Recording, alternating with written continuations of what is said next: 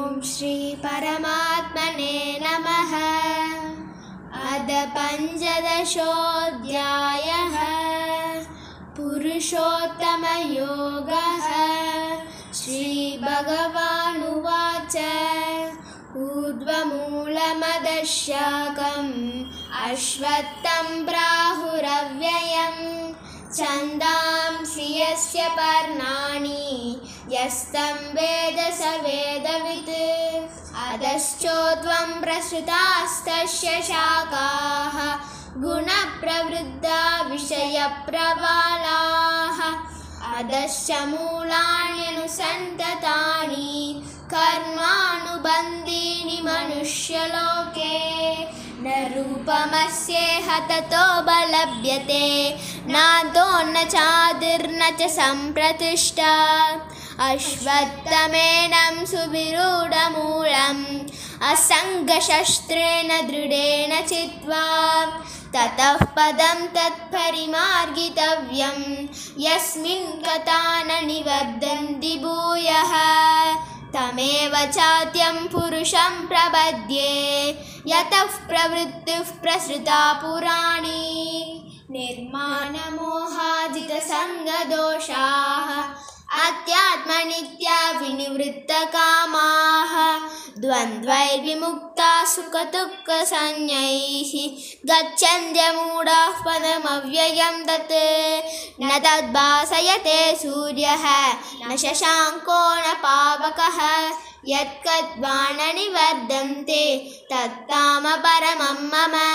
ममैवांशो जीवलोके जीवभूतः सनातनः। मनःषष्ठानीन्द्रियाणि प्रकृतिस्थानि कर्षति। शरीरं यदवाप्नोति यच्चाप्युत्क्रामतीश्वरः गृहीत्वैतानि संयाति वायुर्गन्धानि वासयात्। श्रोत्रं चक्षुस्पर्शनं च रसनं घ्राणमेव च अधिष्ठाय मनश्चायं विषयानुपसेवते। उत्क्रामन्तं स्थितं वापि भुञ्जानं बाहुनान्वितं। विमूढानानुपश्यन्ति पश्यन्ति ज्ञानचक्षुषः यतन्तो यो हि नश्यैनं पश्यन्त्यात्मन्यवस्थितं। यतन्तोऽप्यकृतात्मानः नैनं पश्यन्त्यचेतसः। यदादित्यगतं तेजः जगद्भासयतेऽखिलम् यच्चान्द्रमसि यच्चाग्नौ तत्तेजो विद्धि मामहं। गामाविश्य च भूतानि तारयाम्यहमोजसा।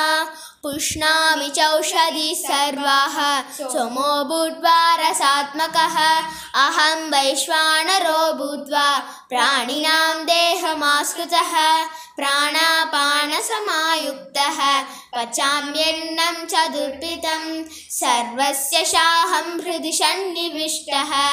मत्तः स्मृतिर्ज्ञानमपोहनं च वेदैः सर्वैरहमेव वेद्यः। वेदान्तकृत् वेदविदेव चाहं। द्वाविमौ पुरुषौ लोके क्षरश्चाक्षर एव च। क्षरः सर्वाणि भूतानि कूटस्थोऽक्षर उच्यते। उत्तमः पुरुषस्त्वन्यः परमात्मेत्युदाहृतः। यो लोकत्रयमाविश्यः बिभर्त्यव्यय ईश्वरः। यस्माक्षरमतीतोऽहम् अक्षरादपि चोत्तमम्। अतोऽस्मि लोके वेदे च प्रतितः पुरुषोत्तमम्।